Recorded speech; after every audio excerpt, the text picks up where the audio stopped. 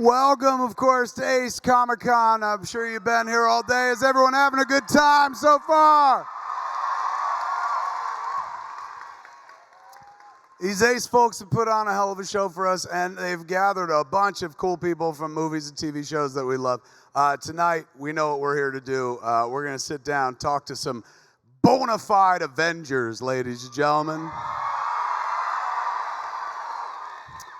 Now, I'm a 47-year-old man. In August, I will be 48, and I certainly, thank you. I certainly don't dress like it, and I certainly don't feel like it inside because I'm still very drawn to the same material that I've been reading my whole life.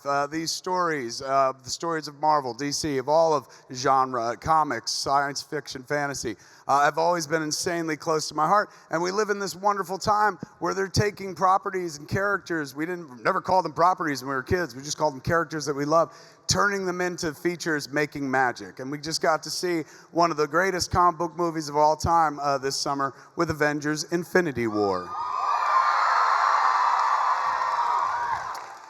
Movie built on the very strong back of 10 years of Marvel movies that have come before. And these movies have become my religion. I'll be honest with you, as a comic book person, I was always more of a DC than a Marvel person because I was a big Batman fan.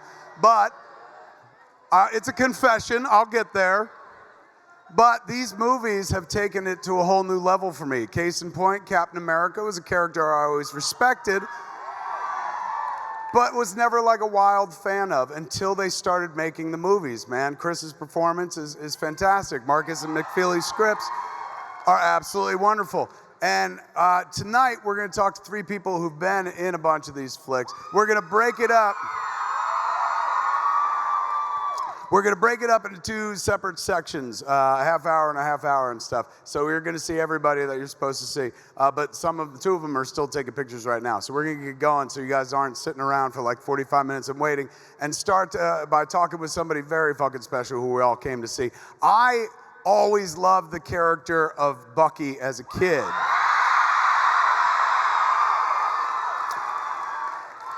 When I heard they were making the movie, I was like, gee, I wonder if they'll put Bucky in it. And they did put Bucky in it, and they found a way to do it where it wasn't creepy, where an adult was putting a child in harm's way. So they were a couple of friends who were in the service together. And that is at the core of these Captain America movies, is that friendship. As we've seen, each one of those movies, the friendship between Steve and Bucky is central and kind of like what the character of Steve Rogers in the movies has been built upon. So Chris Evans don't get to be as wonderful as he is in those movies without leaning on the support of his bestest buddy in the world in these flicks. And when I saw the movie, first time I saw Captain America: First Avenger, I had no idea we would go on the journey that we've went and we'd watch Bucky grow up to be the Winter Soldier. Here to talk about his journey and talk about these flicks that we all love so much. Give it up for Bucky Barnes himself, ladies and gentlemen, Sebastian Stan! What an intro. Thank you so much. Thank you. What's up? Yes. Why? Don't be weird. Sit right here, man. This couch. Come on closer. It's not like we're in a movie theater. I'm like, you sit over there. How are you, sir? No, I'm good. I'm just saying this couch is big for three, but of course there's only one.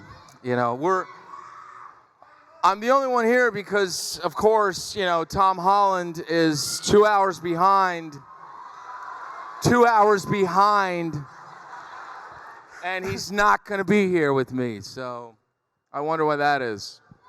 He doesn't like sharing the stage with you? No, he doesn't. I actually heard a rumor from Joe that said, you know, that he was like, Holland doesn't want to have any scenes in the movie with you and Mackie. And I was like, come on, that's a joke. Like, you know, the whole thing's a joke. But, you know, there might be some truth to it. I don't know. It was after that first experience in Civil War. He's like, I'm done with these guys. Yeah, maybe. I mean, that might have been it, or just any of the other times we walked into each other, sort of, you know, like on the, you know, on the lot or on set or whatever. He doesn't, you know, he just seems to be very after his own needs. So. He's not looking after Bucky's needs. No, is he's what looking you're at the Downey camp and wondering, when am I going to have that camp? That's kind of what he's like. Anyway. We're going to tell him when he comes out here and see if he cries. Please do. Take us back to the beginning, man. When you first find out you're going to be in Captain America: First Avenger, did they tell you this character could keep going? Was there plans at that point? Yeah, I mean they did talk about that, but it was a very strange kind of conversation because there was nothing definitive about it. You know, it was just sort of like, look, we'd like to see this go that way one day if we're lucky enough and the movies do well. And I was like, great, that sounds great. Let's do it. But yeah, I didn't necessarily think that was what was going to happen. You know, it was good that they told me because I kind of was trying to think about the future when we were shooting that first movie and just hopefully lay in some stuff that may kind of, you know, you may be able to track later in the movies, in the character. So when you were shooting First Avenger, like, and Bucky dies, yeah. For all like intents and purposes, there was no guarantee you'd come back. You're like, this could actually be my death scene. Well, you know, I had a little guarantee. I think I've said this before, where like the first time I fell off the train, I did only have the one arm. You know, like I had, you know, like a green sleeve, meaning that they were going to do something with it. And I was like, oh, this is good. That means that we could probably maybe, you know, that's where it's going to go. And then we ended up reshooting that scene without the green sleeve. And I was like, oh, maybe I am dead. Which is kind of Apparently, I'm not Bucky as much as I sucky, and they cut me out of the movie. So when do you find out, though, that they're like, hey, man, next movie, your character is right in the title with the main character? Well, I'm pretty sure the way I found out about that title was a friend of mine called me from Comic-Con and said, dude, you're in the movie. And I was like, oh, really? And they're like, yeah, because the title is your character's in the title. And that's how I found out. What was it like? I mean, as an actor, I'm sure you were never going like, man, I want to be in like big blockbusters, but it eventually happened. What is it like when somebody's like, you're going from playing a very supporting character in the first movie to it's going to be your movie, you're co-sharing that movie the second time around? Well, I mean, you know, it's probably like a lot of pressure or whatnot. You know, you definitely feel scared. I mean, I certainly was. You know, I don't. But you know, you rise up to the challenge. I mean, it's good to be scared, right? Like, I feel like it's a good thing, and there was a real opportunity there for me, and in the sense of like kind of taking the character in that direction, and so I welcomed it, you know. But again, I'm used to it now, but I don't usually kind of know where they're gonna take that situation. You know, I didn't even know what happened in the last movie until we were shooting it. Really? Because I spoke to Elizabeth and to Paul Bettany, Elizabeth Olsen and Paul Bettany this morning, and we were talking about the ending of Infinity War, and they said that like the Russos pulled them into a van, and right before they shot the scene, they were like, "This is the ending of the movie." That's how they found out about it. Did you get the van treatment as well? I know the van they're talking about. I didn't. I said I'm not going in that van. You were raised right. You had smart parents. I was like, I want to be around people when they tell me this. But yeah, it was like, this is when you disappear. And I was like, but what does that mean? Like, what? Like, really? Or, you know, I don't know. I mean, so yeah, it was right on the day. But it's kind of amazing, though, the Russos, if you think about it. Like, you have, I guess it works for my character to be in the dark, you know, in a way, because he sort of is in the dark. But Right. Just the way that they were able to put that movie together, you know, it's fascinating. I mean, it was kind of exciting for all of us because when we were sitting there at the premiere, we really were seeing it for the first time. Especially something as sprawling as that. Like Winter Soldier, I imagine it's easier to keep track of as you're making that movie because like you're in almost like every scene. But something like Infinity War, you know, you're like, wait, we're in Wakanda. What's going on in space? So like, don't worry about it. Yeah, it was, which is kind of what, you know, the character was sort of got as a message anyway. It was like, you're needed again, and so if you want to gain anybody's trust, like, better go with the flow, you know. A movie like this, in terms of other performances an actor gets to do, a lot of it is physical. You know there's going to be a lot of action and whatnot. So how long in advance, I've always wondered, everyone in these movies impeccably in shape, and sooner or later they're like, take your shirt off, and we get to see dudes with their shirts off, which always makes me feel bad. He's not going to take his shirt off. They're not asking Anthony Mackie to take his shirt off. You know, he's up on those wires anyway. But I love that. How long before the movie begins do you have to start getting in shape, getting physical? Or is that normal part of your regime anyway? Or do you have to double it up when you're doing a Marvel movie? No, I mean, you know, look, it just kind of becomes like an all-around routine, because when you're not working, that's kind of what you're doing, you know what I mean, for your sanity. But, yeah, it depends. I mean, you definitely start out with a goal, and then kind of when you start shooting, it's just, you know, there's no way that you're going to make it to that gym like at 4 in the morning. I mean, you still try, but after you shoot all day, you know, you're sweating a lot. You're like losing actually a lot of weight. So by the end of the movie, I think everybody kind of is at least 10 pounds less than when they started. Is that right? Like, making one of them these Marvel movies is a good way to lose weight? It kind of is, because here's the thing: if you're shooting in Atlanta, it's like really hot down there, and then you're strapped into these, you know, like really tight outfits, and you know, like you're moving constantly, you're running around. I mean, you're just your body's like a furnace, so it's just burning, and then you know. I mean, you know, we all go through some stress when you're. Bro, look at me. I never lose weight. On movies, it's the opposite. I gain 10, 15 pounds because I'm like, this looks good. Well, and it's free. I'll take it. I've definitely done the crafty thing, because you're waiting around too. So that's the other thing. You're always waiting around, and that part I know what you're saying. But fortunately, with these, I think it's just the moving around, and you kind of start, you know, having like a lot of. You're sort of like, your ego is pretty high, because you're like, yeah, I'm going to do the stunts. You know, I'm going to do as much as I can. I'll do it. But then when you're doing it on the 18th take, you know, your body is like kind of wrecked by that point, you know. So that's when you're like, bring in that stunt person, please. They might bring him a lot earlier than that, but they're also like the best of guys. I mean, those guys really make those action sequences. I mean, they just, you know, Sam Hargrave and James Young were just unbelievable, all the way back to the Winter Soldier. I mean, you know, they in a way really reinvented sort of the Captain America kind of fighting style. In my opinion. Particularly that second one, man. Yeah, the second one is badass when he just hits the boat in the beginning and just takes everybody out. There have been 3 Captain America movies, and you've been in each one of them. You got to have a favorite. Which one? Is it Winter Soldier? Yeah, I really like that one. I mean, I had that one has. It's got a lot of Sebastian in it, so yeah. Winter Soldier? No, I mean the Civil War does. I mean, but Winter Soldier was cryptic and kind of like strange, and you know, the whole process for that was a lot of fun for me. I actually really, you know, I'm saying this and like they'll be like, great, perfect, let's never write a line for him again. But like, you know, I didn't have a lot of lines in that movie. It was just all kind of like trying to tell a story physically, and you know, it's interesting. It was interesting in a different way, I guess. That's true. I hadn't thought about it, but yeah, you have way more dialogue in Civil War than you had in Winter Soldier. Yeah. Winter Soldier's like, who the hell is Bucky?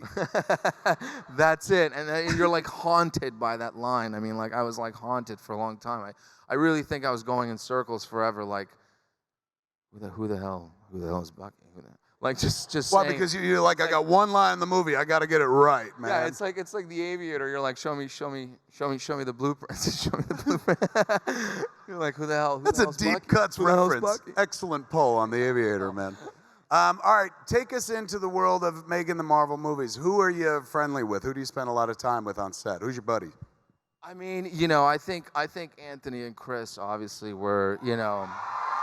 We're the guys I'm the closest to, and you know that I've spent the most time with, and I genuinely feel like we could not talk for a year and we'd pick it right up, you know, like it just nothing happened. But Paul Bettany's become a friend, and also I just love interacting with him. You know, anything I ever, you know, that I I had like 2 scenes with him barely in the last movie, and I just, I loved every minute of it. And then, everybody, like Chadwick's actually really funny as well. He has, he has a sense of humor that like maybe you don't see right away, but he's really funny, and it's just a good group of people. Honestly, I don't know. Paul Rudd is, can't keep a straight face around him. A lot of great people. It's awesome to hear like you just call him Chadwick. Like the rest of us are like Chadwick Boseman. You're like Chadwick. And you could just leave it right there because you're like, I actually know the Black Panther. Yeah. Well, when I first really, in Civil War, like he actually, he was kind of doing his, he may have done the same thing in Black Panther, but he was actually kind of doing like a little bit of a method acting situation. He was not really interacting very much with people. He was off on his own. Oh, really? So yeah, quite like the character. He was like, I was like, so we weren't really talking very much. And I remember on that rooftop scene, like in the Civil War, that we were kind of going head to head. Like he and I didn't really exchange a lot of words, and all I remember is just that mask just coming at me, like just like these long arms just sweeping, at me. So maybe it was effective. I don't know. He's a really, really, really talented Take us actor. into the airport sequence in Civil War, which is one of the greatest comic book sequences ever put to film. There's like 928 superheroes in the scene, so it's like a real clusterfuck. What was it like to shoot it? Like, did it take place over the course of weeks or? Yeah, months. I mean, it was really just months. It was always coming back to it. There was always another sequence in that whole bit that we hadn't shot yet or needed to go back to. And but surreal when you did have a little bit of downtime. I mean, everybody was there interacting and kind of, you didn't always get everybody there, but the few days that you did, there were a couple shots that really had everybody, like the lineups, and that was pretty special. I mean, you didn't want to be, I was always concerned, like I was going to be the slowest runner, and so like I really was like, I can't be like the last guy getting across. But so making a Marvel movie is just like high school gym. 1,000%. Yes. It is. You're like, I'm not letting Evans beat me.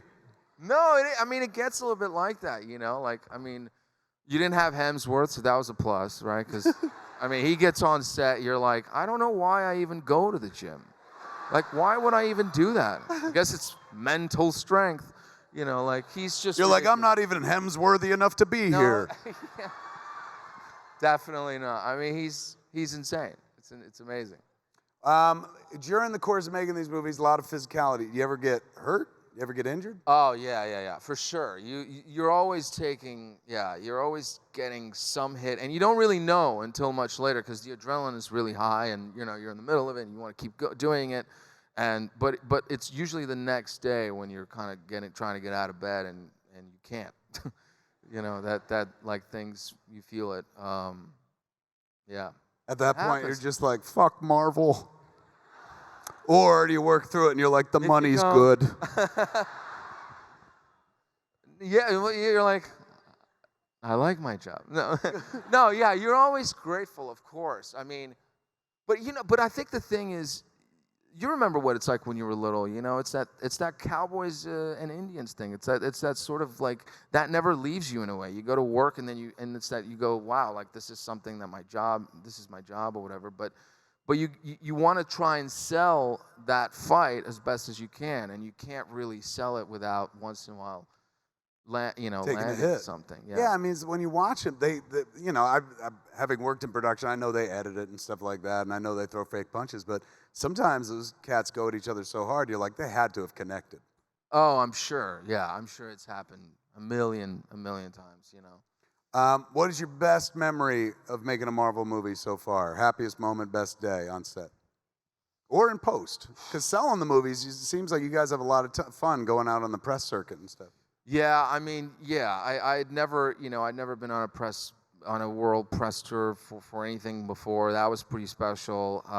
Just going to different places and going to Asia for the first time is still like a big memory for me because I'd never been. And you go there and you see how everybody's so excited about the movies over there, and then same in Europe, and just the way that they're resonating globally, it just kind of, you never get over that. You don't get tired of that. But yeah, I don't know. I mean, I think at the end of the day, it's like, going home at night and just feeling like you're part of a good goal. Like everybody's on the same page. You want to make the best possible product, the thing that you can. So and people are looking out for you that way. So it's, it doesn't feel like, as sometimes in movies, it can be more of a toxic environment. You can be in an environment where you feel like people are competitive, or it's weird or something, and other than trying to run fast, you don't really feel that, everyone's on the same team with this one. So.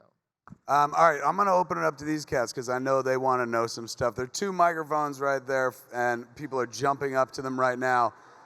About 98% of them are women staring like this. We're going to start right over on this side. What's your name? Hi, Sebastian. Oh my gosh. My name is Crystal. Don't let the mic break your nose. That's the first rule. Everyone give it up for Crystal, ladies and gentlemen. Crystal, what do you need to know? Well, first of all, I love you. I love you too. What was my question? It was,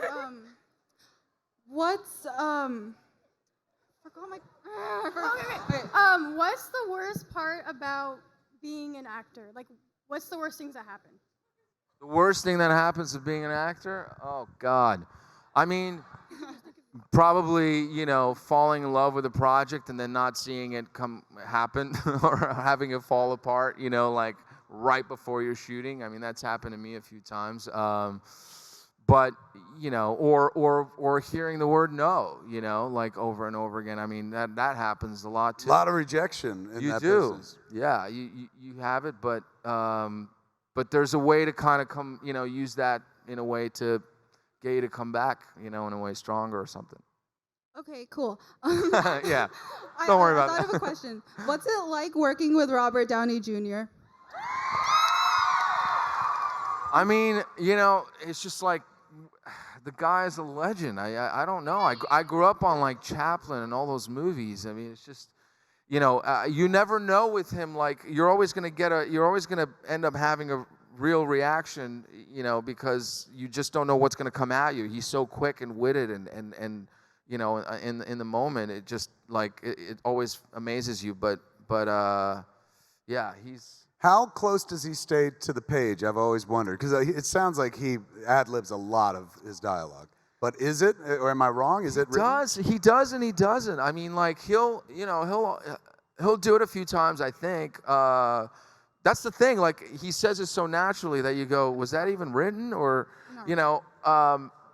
But once he's done it a few times, like I feel like he can't help himself. He's got to like do something different, each time. So. I guess he keeps it new, that kind of thing. Beautiful. Okay. Thank you. We love you. Love you. What's your name?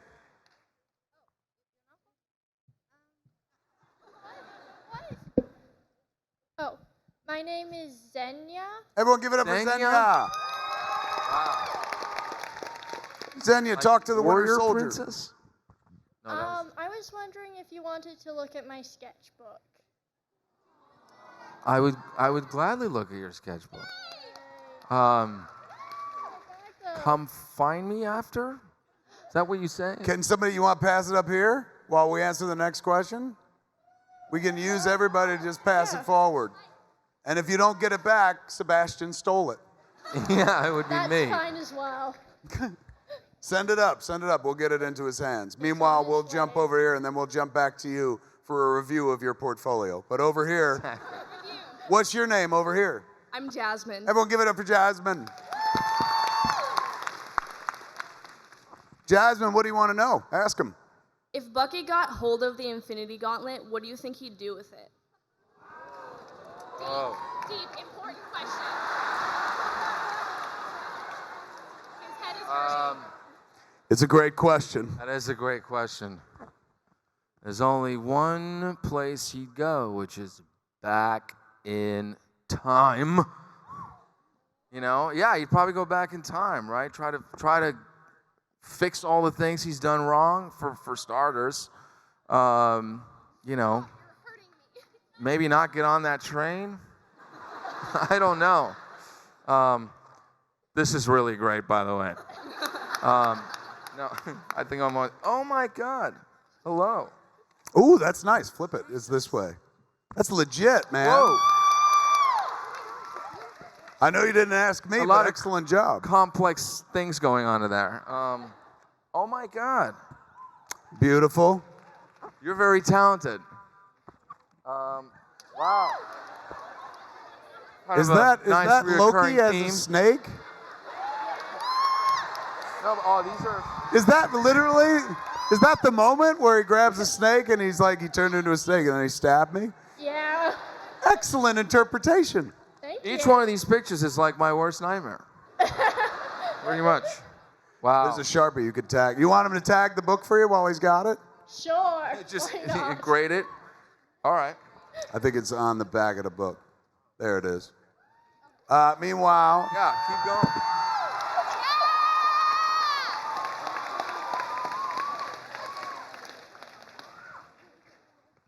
he wrote, I drew this. I'm like, I know. Oh, the telephone booth. This is really great. Excellent job. We'll get the Keep book back drawing. to you. Don't stop. Can you get your way to the... Meanwhile, we'll jump over here. Well, hey, what's your name? I'm Joey. Hi. Everyone give it up Hi. for Joey. Oh, here. Okay. Joey, what do you need to know? So before I ask my question, my brother is a huge fan of the Captain America franchise.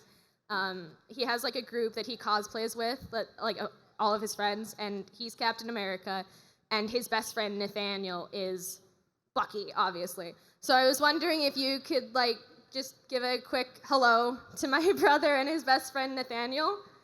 Okay. Hello. Hold on. Okay, go now. I didn't click record. Okay. Also, you might want to look there. Right here. Okay. Hello. Nathaniel and the brother. His name is. Thank you. Thank you. That would be so cool. Okay, cool. See you on this couch. Okay, so my question is, I fell in love with you first when I saw you as Jefferson in Once Upon a Time. By the way, I love you. Hi. I love you too. Okay, so you play a lot of these characters that deal with a lot of these heavy Have issues. No, but seriously, they deal with a lot of hard emotions, and it's sometimes difficult as an actor to reach that place, and sometimes it's hard to come back from that. So I'm kind of wondering, actor to actor, how do you not let the negative emotions that you portray in your characters affect you and kind of translate over into who, like you? So how do you keep those two things separate? Because you're always like this happy puppy. Wow. Well, that's. Well, happy That's puppy, what do you say? Yeah, exactly. I don't know if I'm a happy puppy all the time, but look, I mean, no one really is, right? I think you have to try to not isolate yourself. You know, I mean, I think that's it's who you keep around, you know, in your life. That's why it's so important, your family and your friends and who you trust, and you know, you can't lose that sort of sense of ground that is you, separate. You know, that is you yourself, and I guess I just. You know, if I'm away somewhere on set or I always try to check in with people and it's okay to check in, you know? I think people are so scared sometimes to admit that, hey, I'm not having a great day. What's up? What's going on? I think it's okay to say that and one of your good friends is going to listen to you and call you back, you know? So please tell people when you're not having a great day. Thank you so much. That's what I do, I guess. I'm going to ask Thank you. a quick question about when you play Bucky, you're playing a character that carries expectation with it, because people are like, I've been reading this character in the book since I was a kid and stuff. So there's a certain amount of pressure there, but there's freedom because nobody knows what Bucky sounds like until they put him on film for the first time with you. So you get to kind of set the tone. But recently you were in I, Tonya, right? Oh, right, yeah. And so in that case, you had to play a person that the world knew, like as somebody who's well documented and on film and stuff like that. Yeah. What was the difficulty level like in that versus like the Marvel stuff? Well, I mean, yeah, I think that has its own like weird expectations in its own way. I mean, I expectations. It's like that's like the biggest enemy. Like no matter how you cut it, that word, you know. But I think it's you have no choice but to like almost.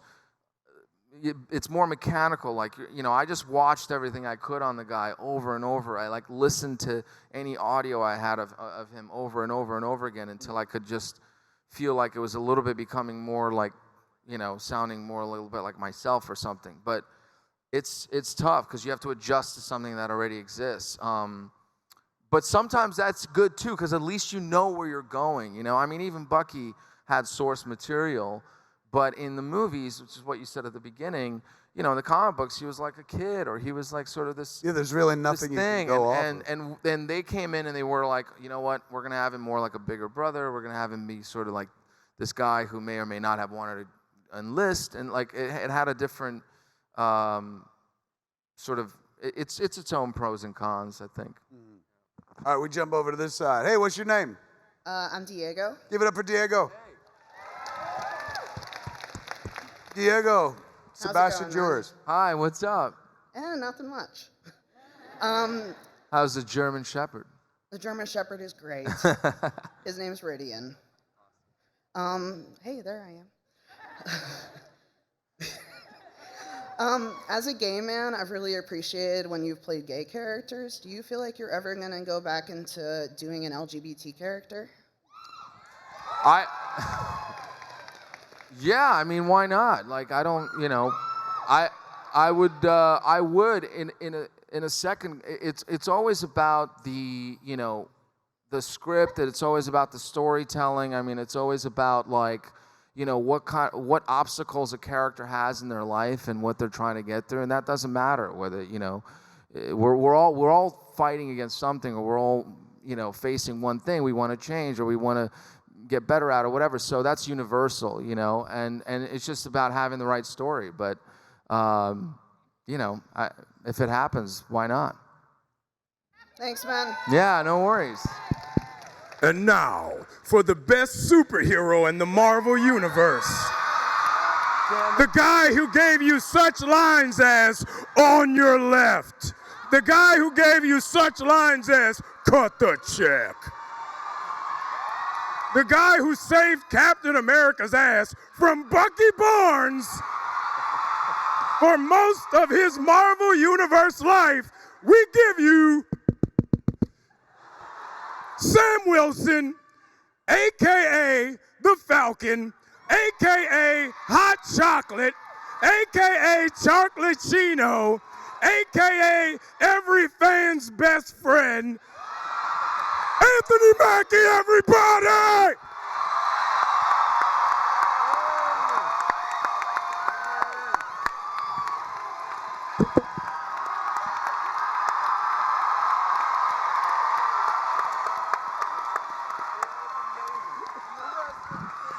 Yo, I want to thank the dude in the back for that introduction. Yo, I don't know his name, but he killed that. He know a lot about, he killed that. He killed that. He killed that.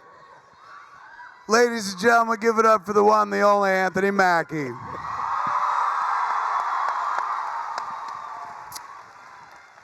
It is fair to say, and also very pun-worthy, that you have made these movies fly, sir.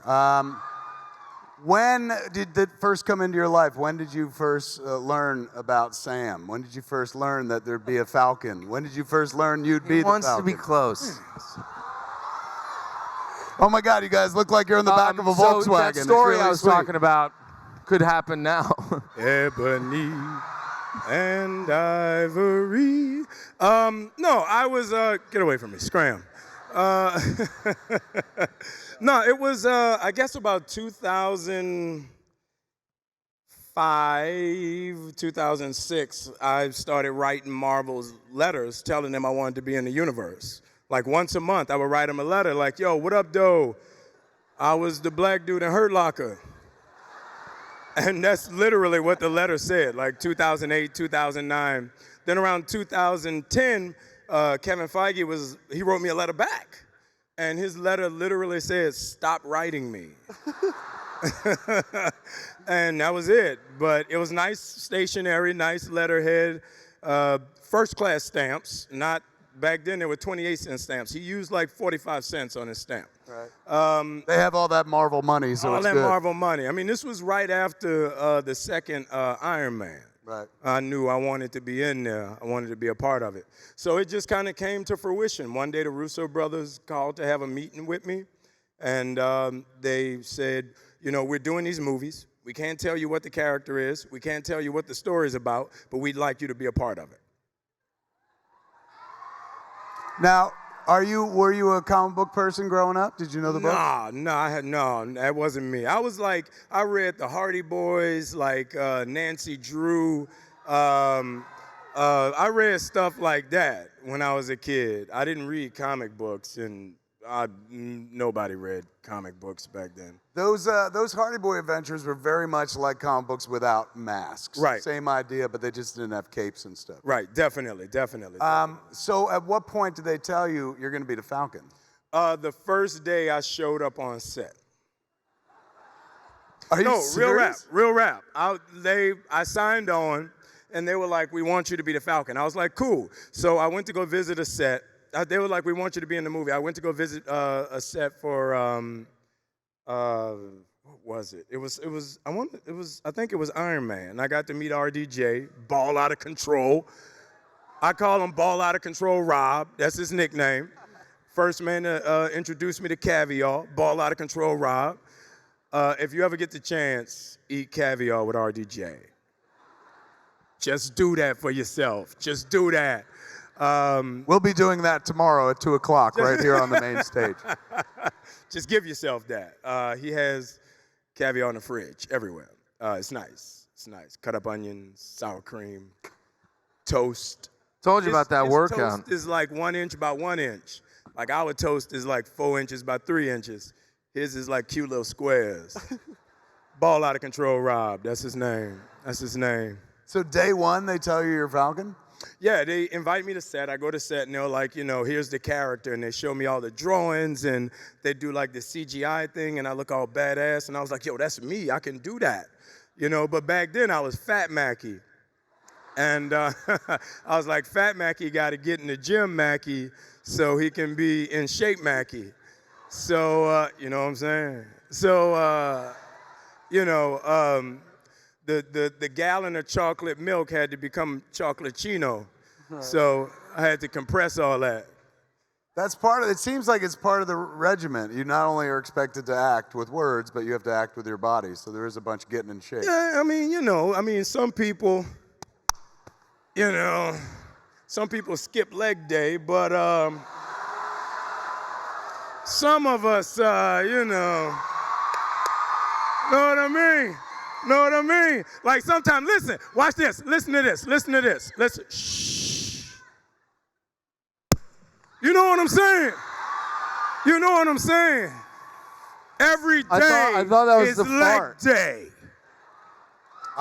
When I hit my leg like that, it keeps jiggling for 10 minutes. So I've never had a leg day. What do you say to this leg day business?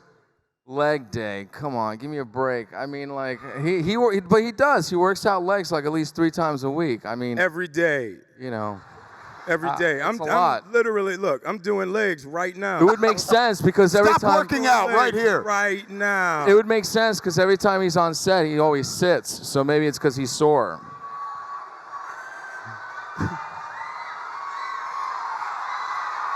It's like you're giving a lap dance to the couch. I'm like in a Western right now, just riding on the prairie, you know? That's what I do. That's what I do. It's crazy. You know what? I feel a burn, so I'm going to stop. I feel a burn, so I'm going to stop. Years ago, I sat in for an episode of Ebert and Roper, and Roger Ebert wasn't there, so I got to review a movie called A Half Nelson, and shouted you out because it was an incredible performance. Thank you. Did they ever, when you got into the Marvel Universe, did they ever mention that? What were you coming off of when you got the flick? I think I was coming off a few bad movies, actually. No, I've only done 2 bad movies. Real rap, look at my resume, 2 bad movies. Other ones are good. Which ones? What? No, I'm not telling you which ones. I don't know. I don't know if he's got bad movies on his resume. Two of them are really bad. They're really bad.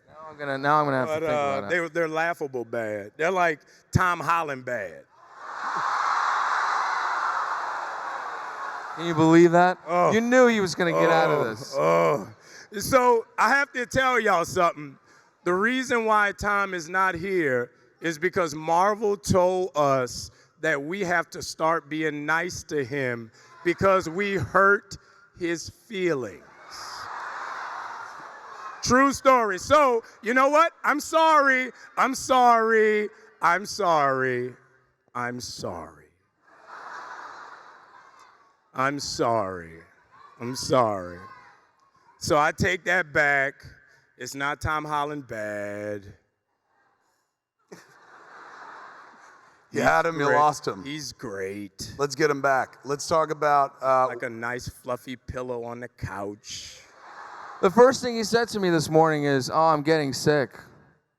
Already. I was like, "Again?" Already. He got me sick last time. He's Tom fragile. Holland? He's very fragile. He has no immune system? No.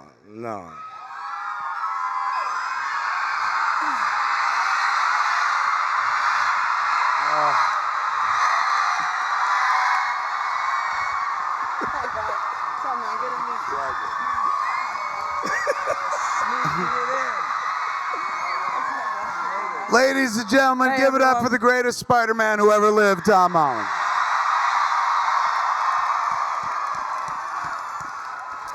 It's a lot of people. This is a much bigger room than I thought it was. Welcome, sir. Everyone's been waiting. How have you been? How have you been in a post-Infinity War environment? Because the last time we saw you, you were like, "I don't want to go," and then you left us. Very fragile. Very fragile. What has life been since the movie come out? Is a lot of people coming up to you and being like, don't go, and shit like that? I want to fight Tony Stark. It's their time. I didn't know your name was Tom. Oh, my bad, Tom. Go ahead. Tell us.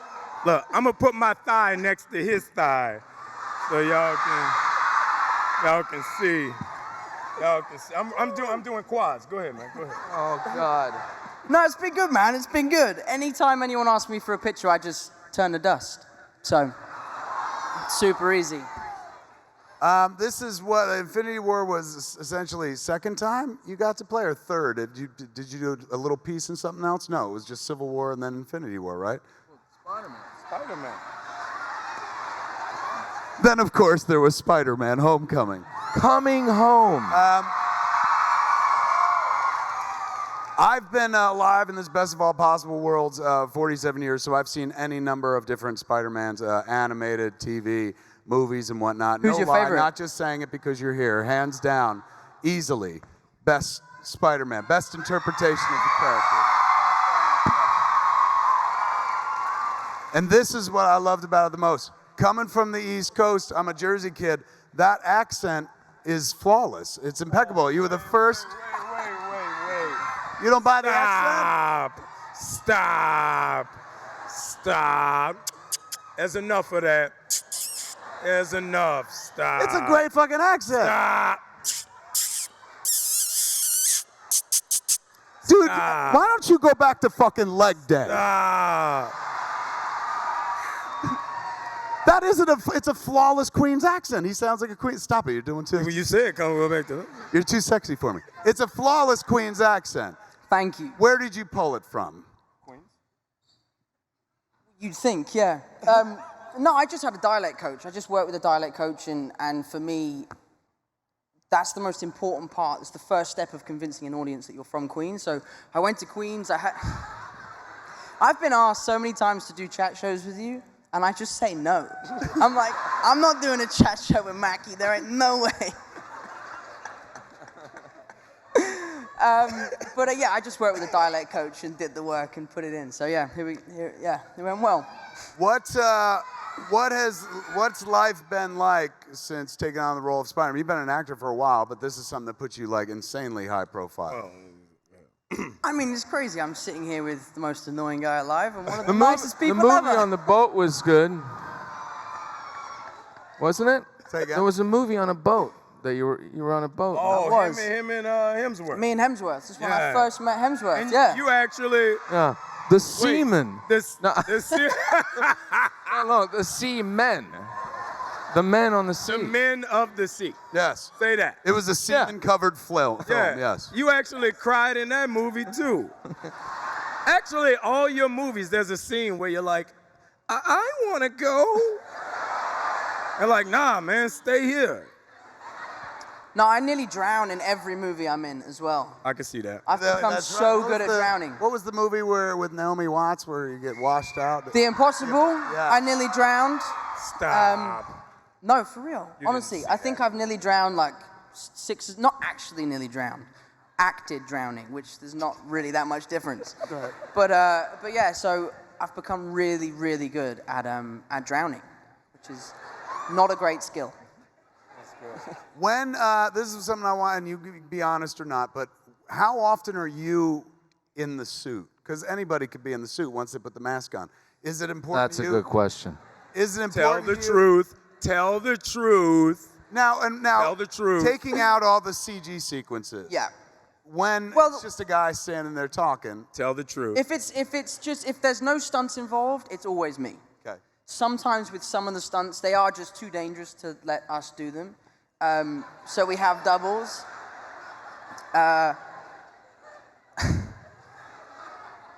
But the amazing thing is about CGI now is that we have motion capture. So all of the CGI stuff has sort of been taken from my movement and then put into the film. We're gonna blow him up a little more. Get used to it, man. He's doing a great job. With the No, he's character. doing a great job. He's doing a great job. Just, you know. Yeah, I love you, Tom. Tom, you're so great. Tom, That's what I'm talking about. Leg day. Savannah!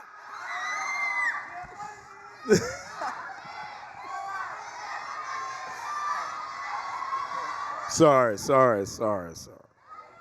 Tom, the moment in Infinity War, Tom. Moment in Infinity War. Thank you. The moment in Infinity War where you die. I read on the internet that you ad-libbed it. True or not? What's happening? It is kind of true. But really, all I say is, I don't want to go, I don't want to go, I don't want to go, 3 times in a row. So it's not that amazing of an ad-lib, you know? It totally works. I'm so cold. I don't want to go. Oh, Don't I let can go, see Jack. the light. Grandma? That was the outtakes. When you see the outtakes, it's pretty funny. It's pretty funny. I just got a note here that says on Facebook Live, everybody's talking about Tom's Instagram message today. What did you do? What was it? I don't know what you're talking about. I don't. You're on Instagram? How old are you, 18? I'm 17. Oh, well, that's why. Okay, all right. Yeah. No, I just got sent the new script For a Spider-Man film 2? that I might do this summer. And I might have accidentally revealed the title of the movie. What? Can you give it to us here? Hang on, I forgot what it's called. Hang on. Let's have a look. I forgot what my movie's called. It's called Far From Home. Spider-Man Far From Home. That's the title? Spider-Man Far From Home. Yeah. Spider-Man what does that Homecoming, mean? Spider-Man Far From There's Home. going to be a scene where he's going to go, I want to go home. That $100. I haven't even read it. I have said that in a movie, actually. Exactly. Yeah. In You The said Impossible. that today. It was like, Tom, sign the autographs. I just want to go home. I'm way excited for the second Spider-Man movie because I've heard, and I don't know, you can't confirm it and shit, but I've heard that it might be Mysterio as the villain. That's one of my favorite villains of all time. Did you read the whole thing from top to bottom? When you sit down to read, do you do it in one sitting or do you break it up and do other things? Well, I can't read, so I have Mackie read it for me. He makes me do urban book on tape for him. Explain. Urban Book on book tape. on tape. Yeah. It's pretty simple, self-explanatory. Give an example. His line, give me a line from Spider-Man. I don't want to go.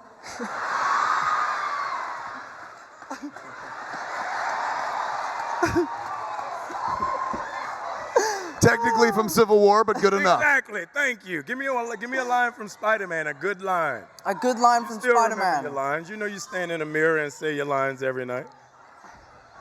My mind's gone blank. What's how do you? I'm the guy from U2? I'm definitely not the guy from U2. I love U2, by the way. That's the third best band of all time. So, a line from Spider-Man Homecoming. Does this come with money or whatever? Does this, remember? That's a Civil War line. That is a Civil War line. Mr. Stark. Just goes up like 14 octaves. It did. It just Mr. jumped Stark! up. Mr. Stark. I can't think. What's the line you say to the girl? Dude, honestly, my mind's gone so blank. All right, when you first meet Tony, what do you say to Tony when you first meet him? I go, what are you doing here? So urban book on tape would be, what up, though?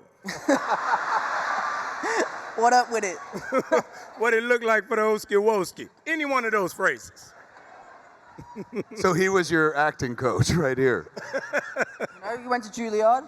Not trying to brag. Not trying to brag. Not trying to brag. Yes, I went to Juilliard. It's the danced second with- hardest school in America to get into. Who did you dance? I danced with a well-known ballerina by the name of Mikhail Baryshnikov. Yeah? Not trying to brag. The Russian assassin. That's him. Let's He do was this. so bragging. We were on set one day, and he comes up to me and he's like, "Oh, yo, I hear you were Billy Elliot. Well, I danced with Baryshnikov." I was like, "Morning, okay." Jeez, man. Thanks. Let's open it up to the audience, man. We got a bunch of people lined up. Starting with you right there. What's your name? Hi, my name is Stephanie. Everyone give it up for Stephanie. Stephanie, the boys are here to answer your questions. I had this loaded for Sebastian Stan, and then everybody kind of jumped in. Mackie, I agree with you though, never skip leg day. Fantastic Spider-Man. Every day is leg day. Seb, I just wanted to know, that fan service Look at his with little Rocket Raccoon knees. when Bucky picks him up is probably one of my favorite scenes in the whole movie. Awesome. Do you think that Bucky's witty enough to not lose his arm to Rocket?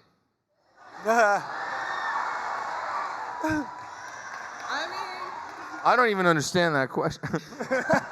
Do I think he's not witty enough? No, do you think he's witty enough to If he's not witty lose enough- his arm to Not lose Rocket? that arm. Rocket likes to take. He wouldn't art- go. Agree He with wouldn't go. everything. He wouldn't go to wit. He would just go straight to the point, and meaning like you're a talking animal. You're dead.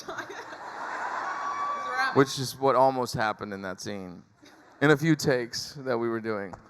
Like we had that scene we were doing a few times. That kept, we were trying out different lines and stuff, and none of them really worked because he just had to be as dry as possible. Exactly. Good? Yeah, thank you. Beautiful. Jumping over here. Hey, what's your name? Oh, hi. My name is Yuqing. Give it up for, what is it? Yuqing is a Chinese name. Everyone give it up for Uti. Here they are. Talk away. So first, love you and really good job in Avengers 3. But feel sorry for what happened to all of you in the movie. We're now Thank you. gainfully unemployed. So since none of us are in Avengers 4, if you have any work out there, let us know. Yeah, we'll be around. We're around. So my question is, if you three, as for all three of you, is you three are going to eliminate by Thanos by random, what will be your last word? Like, I'm not feeling good for Tom and Steve for Bucky. So what's the thing you want to say the most to the world when you're going to say goodbye? Please, God, let them go first. I don't know. The last thing I would say would probably be, can I at least hear a Earth, Wind, and Fire song? My last request. I don't want to go. I don't want to go.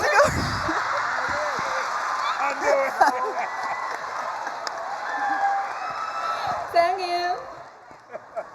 Jumping over here, what's your name? Hi, my name's Hope. Everyone give it up for Hope.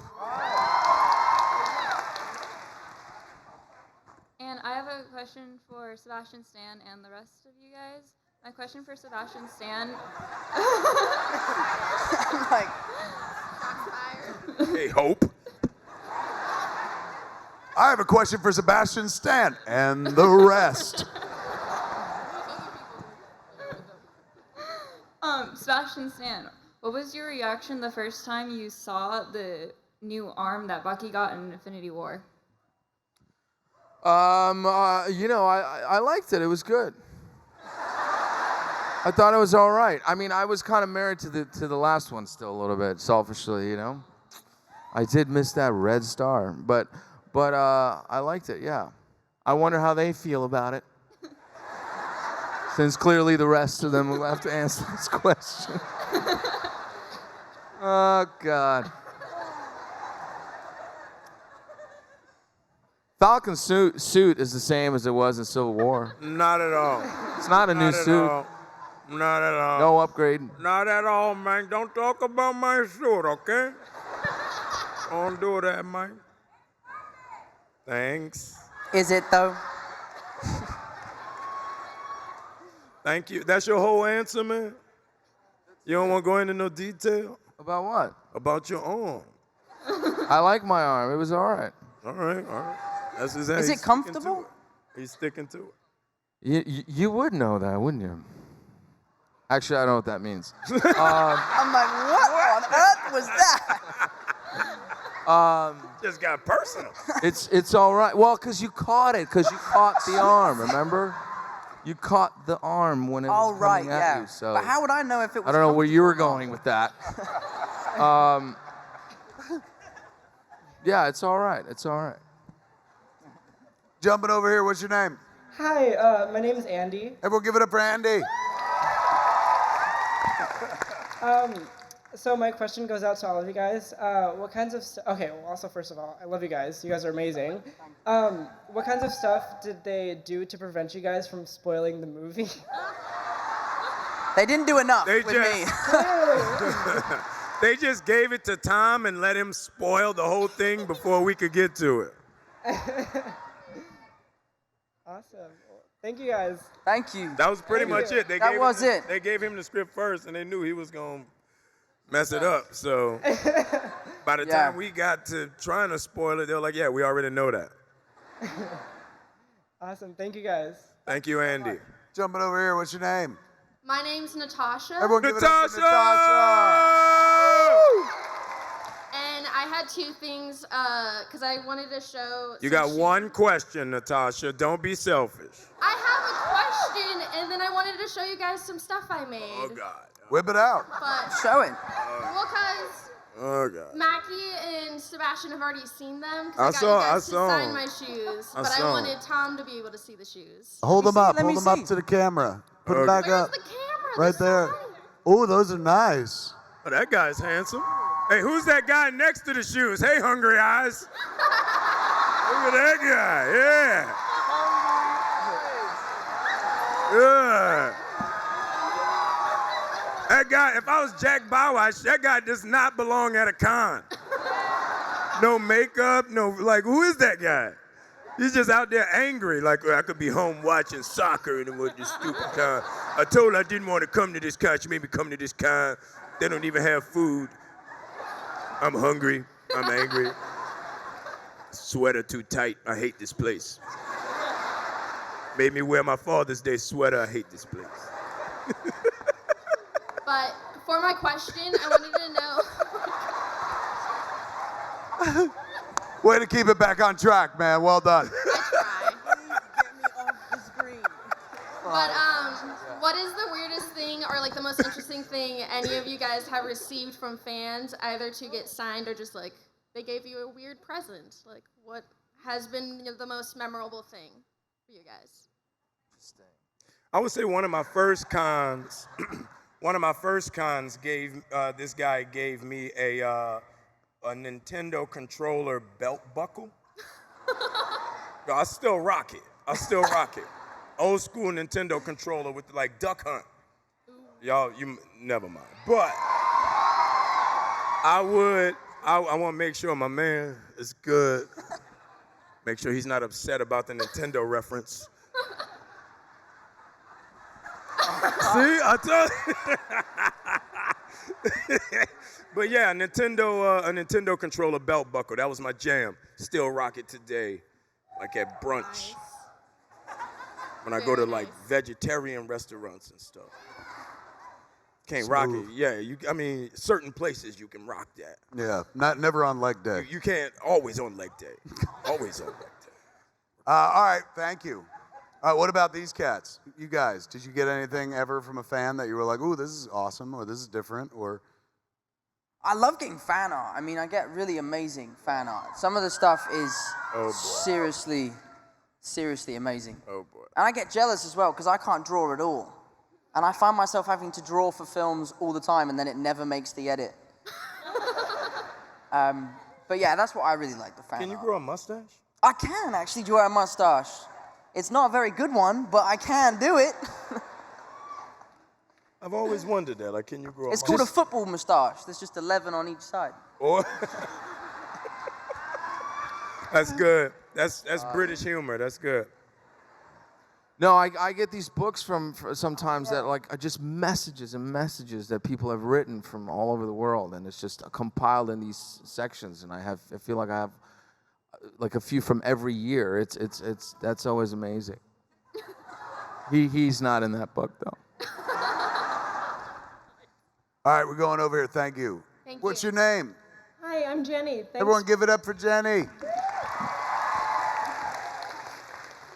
First off, I want to say I agree with you, Sebastian. I really am fond of the Winter Soldier star. And if, Anthony, if you ever need any resistance training for that leg day, let me know.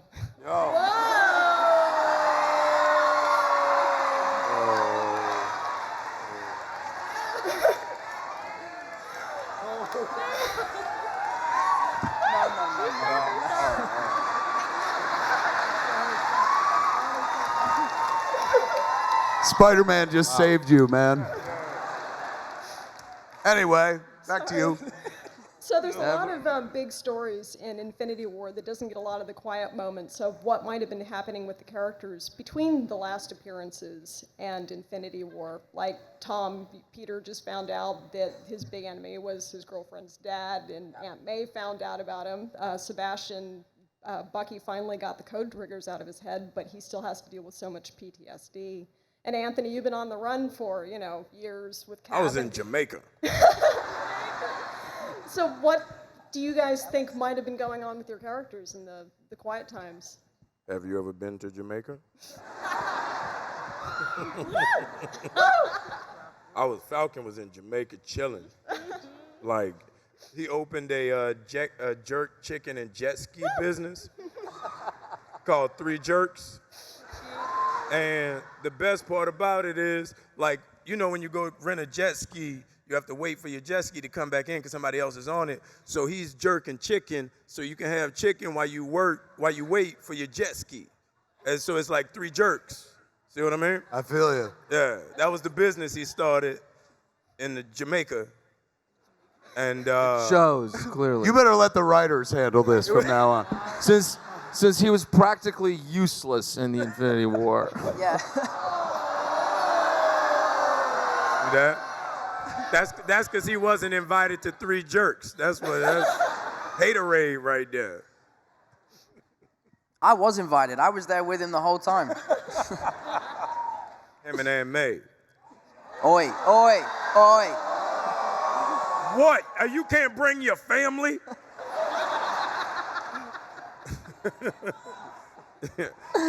Come down to Jamaica. Get a jet ski. Good? Thank you. Thank you. Over to you. What's your name, man? Hi, I'm Oscar. Hey, everyone give it up for Oscar. Oscar, you got bona fide Avengers here. Ask him a question. Okay, I have a question for all of you. So, for Tom, I would like to ask you, did you know that the whole time that you were going to die at the end of Avengers, or did you lie the whole press tour saying you knew nothing and you actually kept a spoiler for once?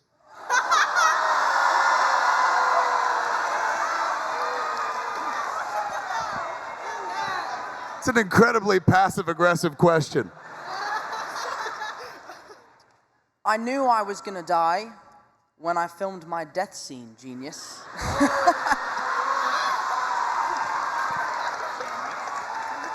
I'm kidding. No, I knew I was gonna die, but only until pretty much the day I filmed it. And that came as quite a shock when Kevin Feige takes you aside and says, "Now you're dying." And you're like, "No, I don't wanna go. I don't wanna go. That line is going to haunt you your entire life. I know. And when you die, on your grave, it's going to say, he didn't want to go. It might be like that "I'll be back" line for you. Like down the line, you're gonna end up saying that line in different movies, and then you're gonna still. Yeah. Also, one more thing. Can you Go ahead. Can you say Quaxon?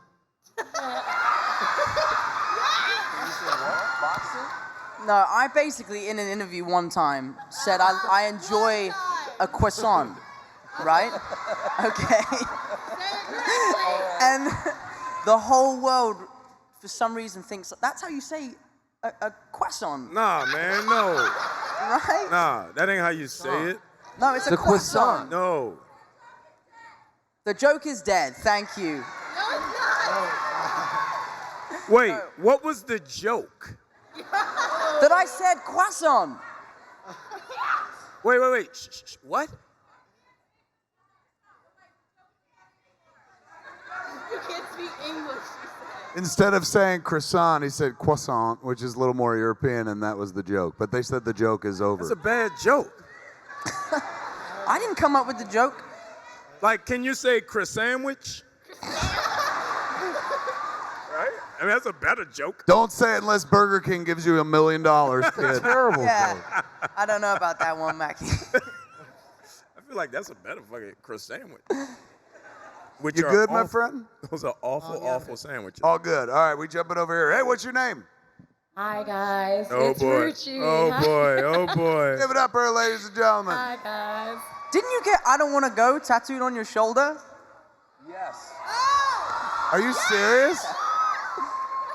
Yep. It says- Mackie, on your left is gonna go on the other one. No, so, but first of all, everybody must know we have a long, interesting history with this woman that involves, and you decided to come today without your traditional it Avengers. was a 6-hour flight, man. I'm not gonna wear a sari. No, on a- put it in a bag. I'm still waiting for my Falcon, sorry. I mean, I wore it last time. I Look, want this it is getting again. into- Put it in a bag. Okay, next time I swear to God. All right, we're Okay, back. We're okay. back. You're off Sorry, punishment. guys. You're off punishment. Go ahead. But I did want to say, Sebastian, when you said no one asks Anthony to take his shirt off, maybe they should on screen. I'm just saying, Come maybe on, they should. get it off. Just throwing it out there. You would own the room, man. I'm saying.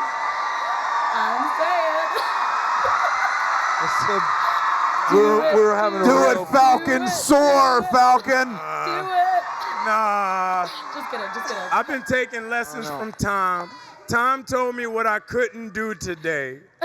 And one of the things was get undressed. All right. He literally said that this morning. Maybe with that girl who wants the resistance training. But I'm just kidding. I have a question. I swear, I have a question. You're a bad influence. Okay, so my question. A lot of your characters. There's a question. A lot of your characters have lines that become iconic, kind of out of nowhere, like on your left. Who the hell is Bucky? I don't want to go. Are there moments or lines from your characters' movies that you felt like should have had more attention, or you thought were pretty cool and wished the internet had picked them up? Oh, you got a nickname, Mac. Mackie Moore. No.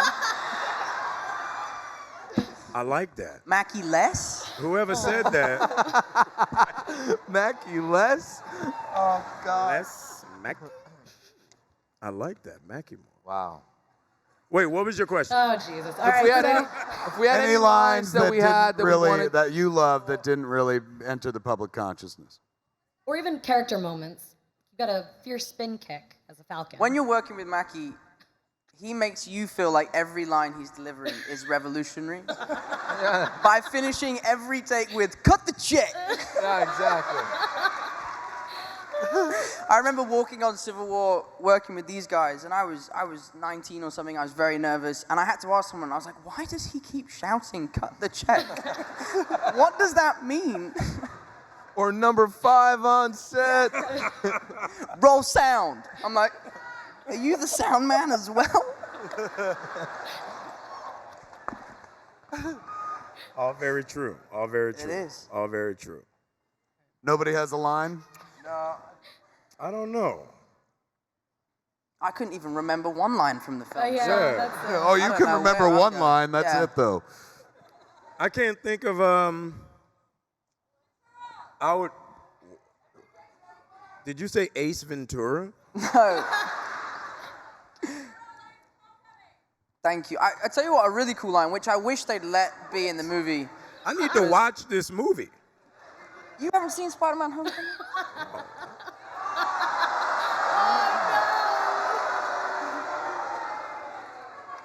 I haven't seen the Falcon. Oh no, there isn't one. Sorry.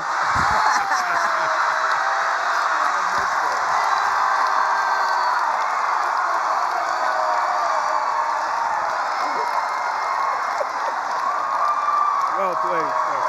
Well played. Oh, your spider sense must be tingling Oh, now. yeah. Oh, yeah. He shot webs all over your face. Yeah. Oh, yeah. Oh, yeah. We can name some of those Tom Holland classics. Oh, yeah, they aren't any. What is it? The Seaman Men? What is that? What is? You wish you were in that movie. Thanks anyways, guys. Thank you. Sorry. Jumping over here, what's your name? Angelica. Everyone give it up for Angelica. Take it away, Angelica.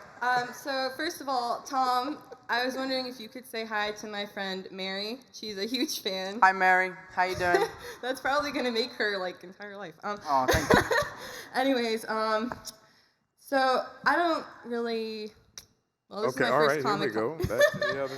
Well, this is my first Comic-Con, but I just wanted to say that you guys are amazing actors and a huge inspiration. And just to point out to Anthony and Seb, Tom Holland here is the only one who actually has his own movie.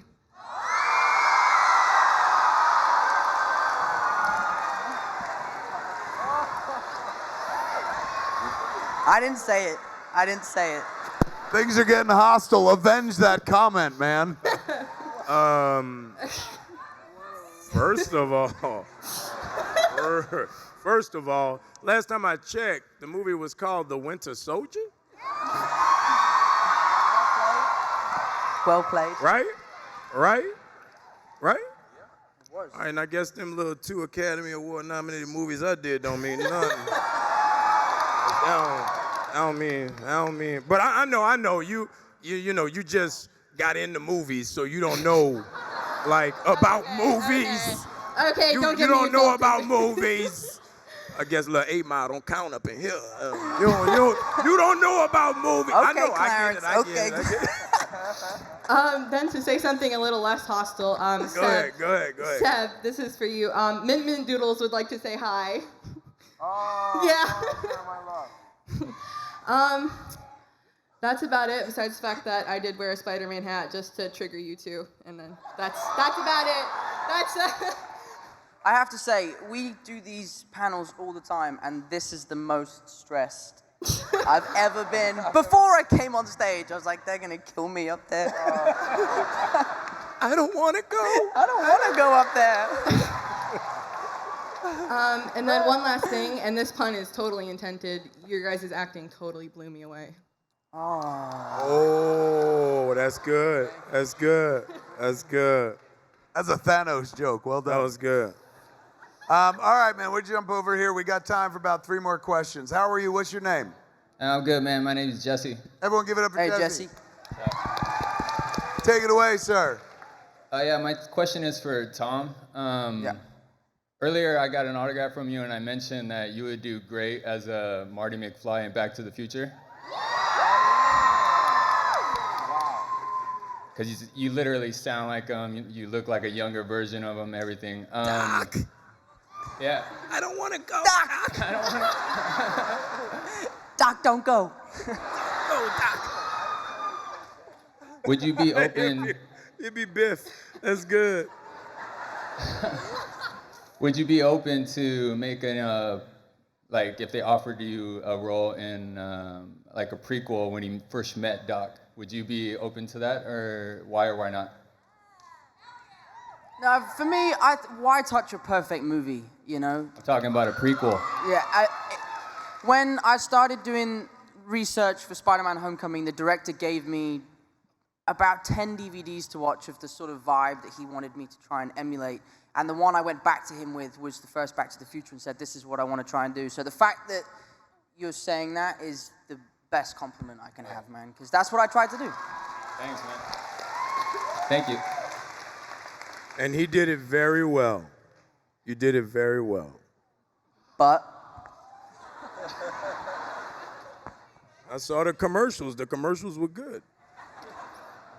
Over here, what's your name? My name's Addie. Everyone give it up for Yay, Addie. Addie. Take it away, Addie. So I first wanted to say that I love you and your movies, and I think you bring great life to your characters. So, thank you. And my question is, you all were like affected by the snap from Thanos. If you could choose the way you die, or like your character was killed off, and where in their storyline would you kill them off, and how? That's a great question, man. I mean, how long do we have? I could go on and on about that. We have 40 minutes. I No. would pick his the scene in Wakanda. You know, that would be a perfect place right there. He's looking at the lake. He's got everything he needs. So that'd be my way out. Well, I don't want to go, so I don't want to die. No, I like the way that poor Spider-Man died. Yeah. He's very dead. Yeah. He's okay. Watch the movie. He is dead as dead is. If you Google dead, there's a picture of him on there. He's dead. Now, my favorite thing about my dust scene, should we call it, was Joe Russo's idea of Peter Parker sort of being able to know it was coming because of his spider sense, that he felt kind of wrong inside before it happened. So yeah, so that was a pretty sad moment on set. Yeah.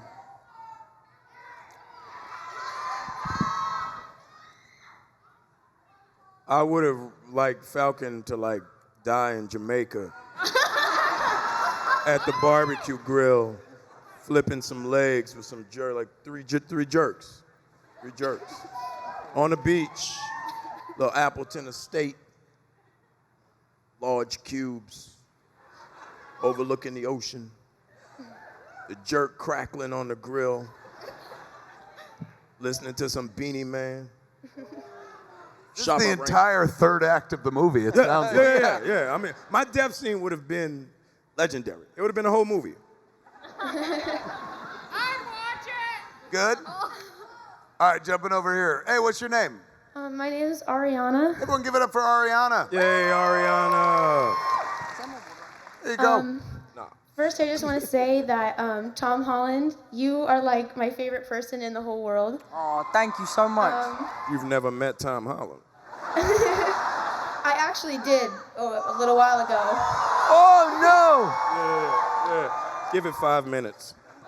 30 seconds don't count. I also just want to say that Sebastian, you are one of my best friend's favorite person, and she wants you to say hi. Can you say hi to Sarah, please? Hi, Sarah. How are you? I just wanted to ask Tom, if you could have any one of the other Spider-Man villains in the Marvel Universe with you, what one would you choose? Great question, man. Who would be the villain you want to face ultimately? Question. I feel like I have a laser on my head. Yeah, exactly. God. He only know like 2 villains. So. Maybe Venom? Wow. One day? Whoa. Good choice. Whoa. Good call. Smart. Yeah, I think Venom would Smart. be really Good call. cool. Venom. It's Venom. I second that. Venom. Good? Okay, thank you. You're welcome. Thank you. All right, over here, what's your name, my friend? You're going to be the last question of the night. What's your name? No, you have to do one more. Okay, there's 2 questions of the night. Wow. That was pretty intense, so I'm bowing to your will. One more. It's fine. There'll be 2. But we're starting with you. What's your name? My name is Amelie. Everyone give it up for Amelie. Take it away, Amelie. Oh my gosh, I just love all of you guys, and my sister does too. She's somewhere. Oh, she's over there. And so my question is for Tom. Oh my God. Okay.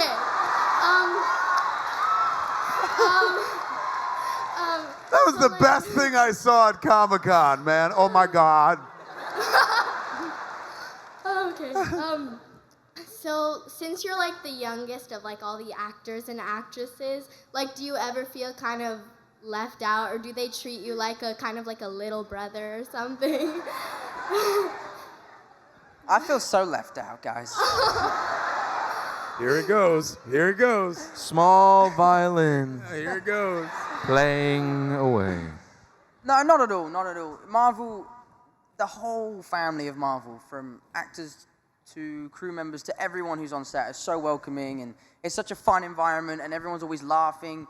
And even though the last film we shot was incredibly emotional, incredibly sad, every day was filled with people laughing and having a good time. So I felt like I'd been there for 10 years, since the beginning when I started working there, and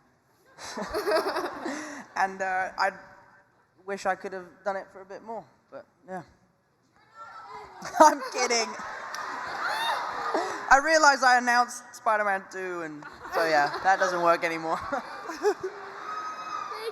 Yeah, you can't have it both ways. You can't be like, I'm dead, sorry, I but messed hey, up Homecoming 2 is on its way. Yeah. All right. Prequel, though. It's a prequel. It is a prequel. Yeah. All right, we promised you would be the last one. Weren't you the one that screamed, like, one more? Yes, I am. So All right. We're a duo. You do. So, Oh, it's a 2-parter. Well done. Yes, okay. What are your names? My name is Jamie. Everyone give it up for Jamie. What's your name? This is crazy. My name is Liz. Everyone give it up for Liz. Take it away, ladies. You're going to bring us home. End us well. Here you go. So I didn't really have a question. It's just my friend Ruthie back there has some fan art of Tom and Tessa. And also, I just wanted to say that I have a pit bull, and so since Tessa's a staffy, that's just super cool, and I love Tessa, so pet her for me. I will. Thank you so much.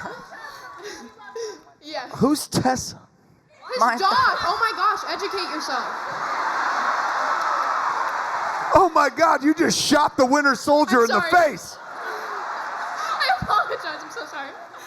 You're making me look really bad, guys. You have a good time on the internet tonight. So what it is? Wait, time out. How do you know who Tessa is? He posts Tessa all the time. Oh, he's posting pictures of him and his dog? Yeah, that's He's just hanging out at home with his Do you dog? not follow Tom on Instagram? Baby, I'm an adult.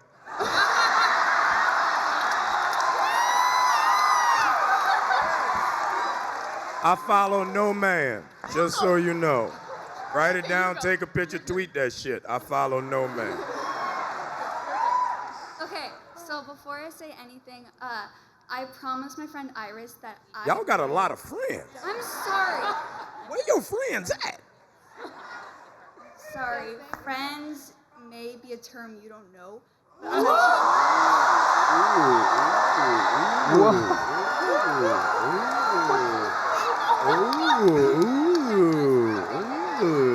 I like that. I like that. She clipped your wings, Falcon. I don't know the term friends. I know the term family. When stuff get tight, let me see where your friend at. But grow a little bit, you will get there. Okay, well, anyways. Yeah. Tom, Yeah. wow, this is crazy. Okay, I'm on your team. I don't care about Mackie. Okay, you guys need to Like make I up. said, like I said. No, you guys She's what's need... known as a friend. Nice to say. Go I'm almost ahead. done. You guys need to make up. What did your friend say? Tell us what your friend said. Okay, I was just You wondering and your if you could friends. say hi to Iris, because it would mean Oh the world to her. God. The world to her. Hello, Iris. I hope There you're you well. go. Okay. Where's Iris? Stand up, Iris. She's not here. Great friend. Okay, and so lastly, I don't want to exclude the both of you. So Falcon is like one of the funniest characters, and I absolutely love that. Gosh, smile a little. And I'm getting to you, Sebastian. So my childhood nickname was Bucky. So you were automatically like my first favorite character for Marvel ever. So I love you. Thank you. Tom is my favorite now, so I love you, Tom.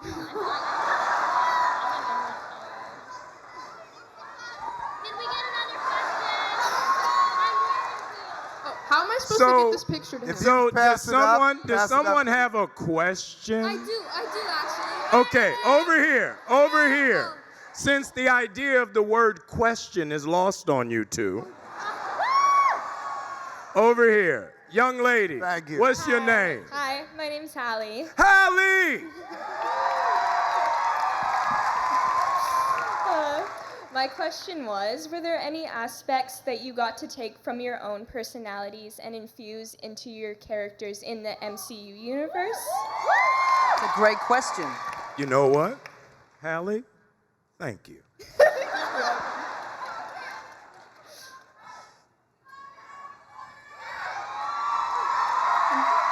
Go ahead. Well, for me, Peter Parker's kind of just a young, happy-go-lucky, innocent little kid, and I feel like I'm pretty much the same. How about you, Seb? I kind of stopped living like 20 minutes ago.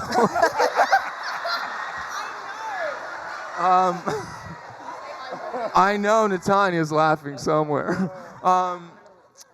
Aspects of ourselves with the characters? Yeah, so pieces that you got to, because you're kind of making your own interpretation. You're drawing like from the comics, but you obviously get to take from your own experience as well. Well, I really like Chris Evans. And so that was easy for me to like Steve Rogers. That's cool. There you go. That's it. Thank you. Maggie, you want to take us home? Wait. Can I ask the second part of that question? He didn't get to answer the first part of the question. I'm wearing heels. I've been standing all day. Come on. Please. I'd say fuck your first world problems, but go ahead. Okay, that's fair. I totally give you that. That's fair. Okay, my question relates to hers. Are there qualities in your characters, whether it's like their superhero or their alter ego, that you see in yourself? For all of you. By the way, Tom, can you please tell my friend Lexi you love her? Oh, God. I love you, Seb, the most. Oh, Seattle. I'm from LA, so. No shit. Okay, here you go. Last question. Take us home. Lexi, I love you. Thank you so much. similarities between Spider-Man and myself. There's a lot. You just answered that question. I feel like, yeah. I mean, yeah. I think I'm similar to Spider-Man in a sense that I'm a child, and he's also a child. But no, for me, Spider-Man is someone who I can really look up to, because if I found out that I was Spider-Man, if I had superpowers, I would tell the world immediately.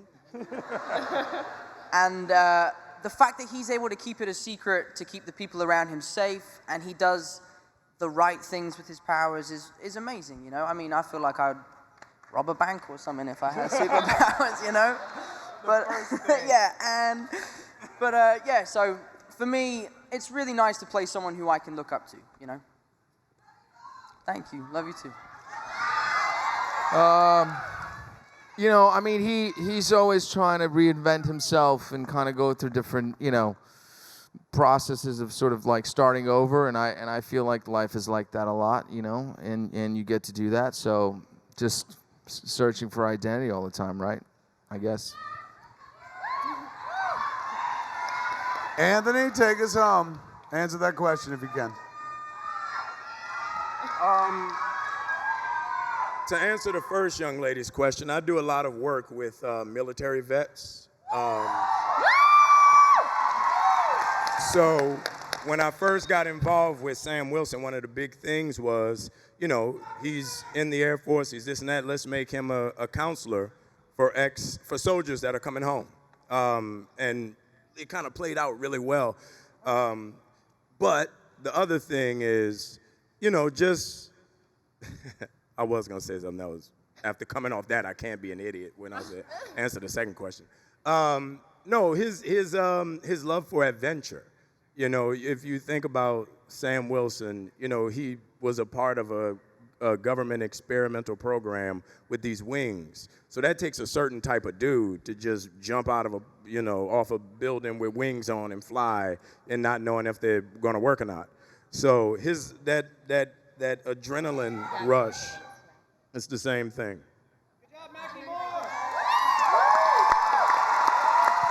Ladies and gentlemen, that is going to wrap it up for the panel. Give it up for your heroes, Sebastian, Tom, and Anthony.